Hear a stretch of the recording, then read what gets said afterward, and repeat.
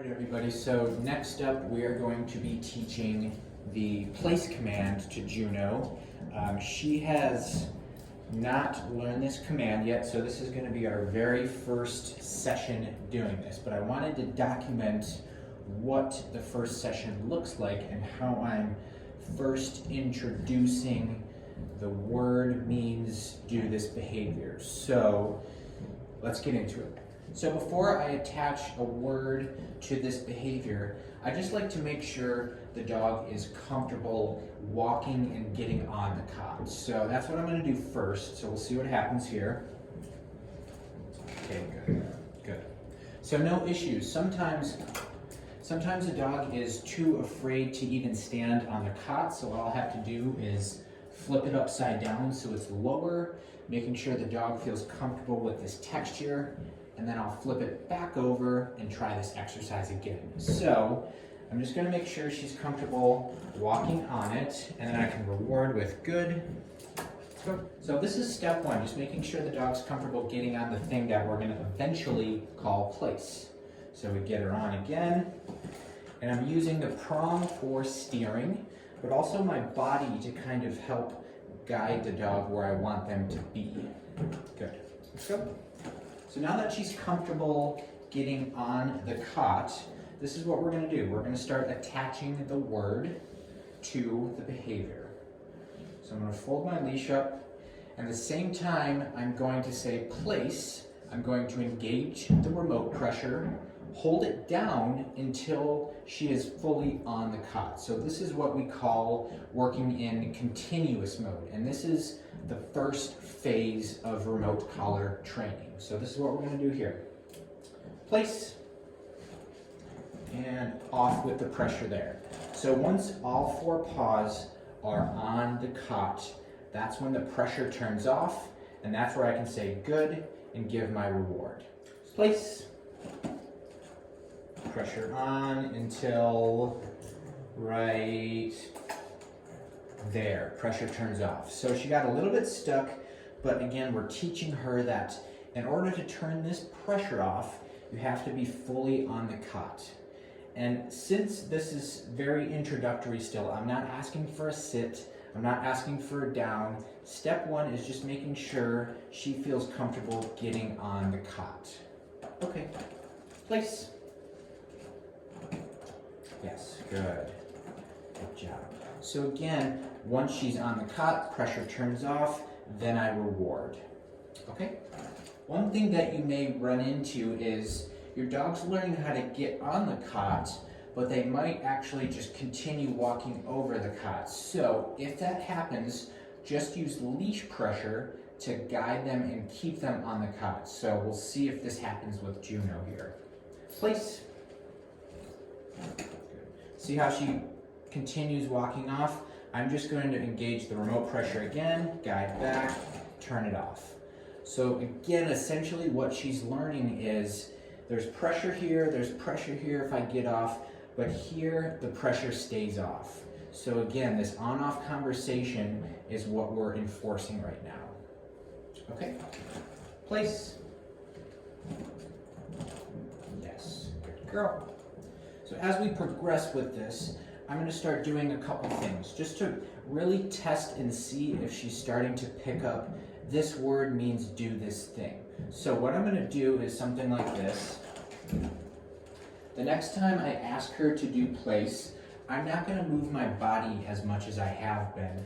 I'm more so going to ask her to disconnect from me and go to the cot. So let's see what happens. Place. Yes, good. So that was the first time we tested this, but here's another example of how we're teaching the dog to disconnect from the handler and go to the cot. Because end result, I might be in the kitchen and I might need my dog to go to place in the living room. So this is how we start that process. Okay, place. Right, so here, I said place and she kind of stood still. This is an indication that I might be moving too fast. So instead of continuing to repeat the command, expecting the dog to listen, I'm going to help her out and use a little spatial pressure and leash guidance to remind her that place means get on the cot. Place. Good. So just another lesson in that we have to work at the dog's pace. If we move too fast, the dog's going to get confused, and if we move too slow, the dog might get bored. So this is, again, where I'm finding out what her pace is. Place. Yes, good girl. So there, a little bit of problem solving from Juno's end. You noticed a tiny pause right at the beginning, but because I kept that remote pressure engaged, she's learning, okay, well, how do I turn this pressure off? He said place. I'm pretty sure place means go to this cot. If I go to it, boom, the pressure turns off. So now we've got a dog that's actually tuning into the command that's being asked of them, but literally learning how to turn this pressure off. Place. Yes. So now we're getting a dog that's a little more competent in her decision making. So not only is she disconnecting from us more, but now she's going to the cot and laying down, because the end result, when I say place, I want her to go to the cot, but just lay down and relax. Place. Yes. Good girl. Right, so now that I'm making some improvements with step one, and step one again is teaching the word means go to the cot, now is where we start building in the implied stay. So when we teach our basic obedience, sit, down, or place, the stay component is just built in. We don't verbally say stay or wait. So now is when I'm going to start teaching that. Juno is in place now, so now we're just going to reinforce that she has to hold this command. And this is literally how we're going to do it. So again, I'm not saying stay or wait. I'm just asking her by way of using spatial pressure. Good. And I'm rewarding when she's staying. So right now, I'm just using a 5-foot lead. But again, I want to start small, and I want to work at a pace that she's going to learn from.